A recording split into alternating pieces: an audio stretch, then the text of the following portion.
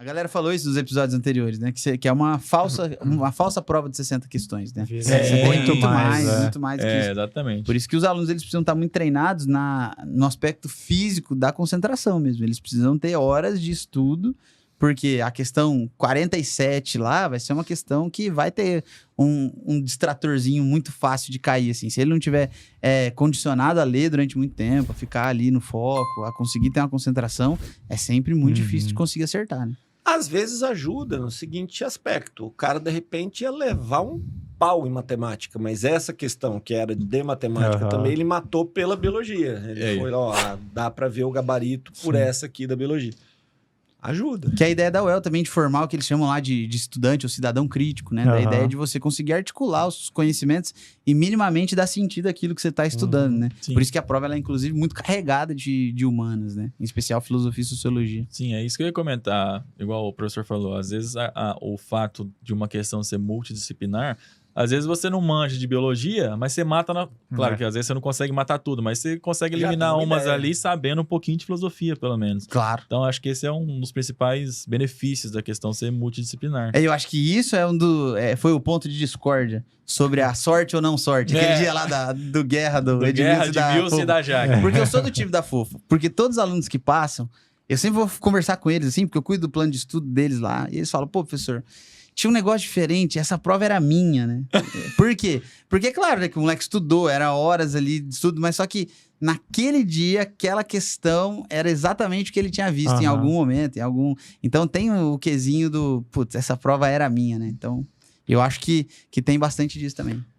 A questão de... vocês agora usam distrator, comando. Quando que surgiu isso? Porque na minha época não tinha nada disso. Era pegadinha, enunciado. Não usava esses nomes, assim. Foi a UEL que começou a usar o ensino que... O Enem veio bastante. O Enem tem muita questão assim. Que ele vai colocar em todas as alternativas uma informação correta. Só que ele te deu um texto, e aí sim, no Enem os textos são importantes, ele contextualizou a questão. Então, ele está falando lá de um determinado problema fisiológico relacionado à digestão, e ele vai colocar em toda alternativa alguma coisa coerente, certa, sobre aquele assunto. Mas o que ele quer saber? Qual foi o comando? De acordo com essa informação, o problema é qual? Aí você vai ler as alternativas. Essa enzima aqui digere tal nutriente em tal órgão. Isso tá certo, tá certo. Tem a ver com o contexto da questão? Tem. Então, assim, toda alternativa, praticamente, tem uma informação correta. Não é sempre, claro, mas algumas questões são assim. E aí vem o distrator, né? Sabe que na Federal agora, na última prova, a questão da lagosta lá, que eu te falei, a letra A era um distrator gigantesco desse tipo. Era exatamente o que resumia o texto. Sim. Só que o que o comando da questão pedia era outra coisa, não era a ideia central do texto. Era o que o autor não defendia. Não vou lembrar exatamente aqui agora.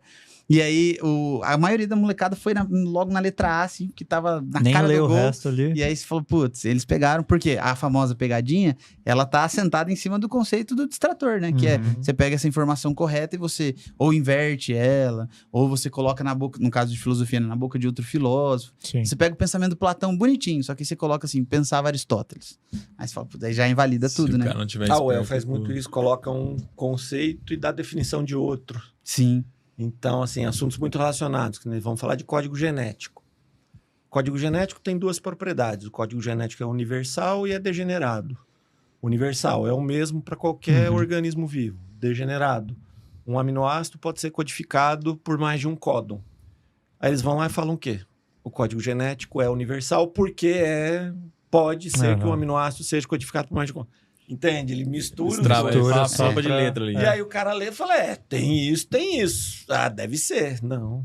Ele deu uma propriedade, explicou a outra. E o duro que essa daí vai cair na 53. A hora que o cara já tá cansado. Já tá com a cabeça em Nárnia. E você fala, não, é isso mesmo, queria. Tá com o saco já tá falando que baleia é peixe. Não é verdade? Mas essa de genética da UEL, que tinha o mito da caverna. Me deu pena, assim, alguns alunos falarem assim, professor, essa era a primeira questão da minha prova. Ele abriu, viu essa questão, falou, mas como é que faz? Porque o enunciado estava errado. A pessoa já foi, todo o resto da prova comprometeu, porque Sabe quando a pessoa fica abalada? Aham. Assim, cara, comprometeu a prova inteira. Agora, por causa do enunciado errado. Ele colocava lá 2 genes, era para falar tal alelo é dominante e tal alelo é recessivo. Eles colocaram dominante 2 vezes. Ah, professor, como é que eu vou fazer um cruzamento se os 2 são dominantes e tal? E tava errado. Era erro de digitação. Só que o cara pega... A primeira questão da prova dele é esse. O que eu já fiquei inseguro? Fala, já não soube fazer a primeira de genética ali que eu manjo. Essa é uma das falhas do vestibular, né? Porque quando a gente pensa no conteúdo teórico ali, a gente já sabe que ele avalia isso, mas eles não têm pensado ainda com muita eficácia essa ideia do componente da saúde mental do aluno, né? Não. Primeiro que o próprio vestibular, a maneira como ele é feito, esse ano, por exemplo, com a demora do manual do candidato para sair, que estresse. tudo isso gera, assim, são coisas desnecessárias, né? Pro sujeito que tá ali estudando e tal. Lista de livro, né? Demorou pra caramba. E esse ano teve uma mudança gigantesca. Então você imagina, a galera que teve uma mudança gigantesca foi em maio, junho. Foi assim... Já estava estudando, muito tempo. E aí você inverte uma específica, né? No caso, por exemplo, de medicina, você tira química e coloca português. E nossa, eu ouvi muita gente falando, então esse ano não é pra mim, galera. Então já desistindo do game no meio do jogo. Por quê? Porque teve uma mudança ali. Isso é de fato muito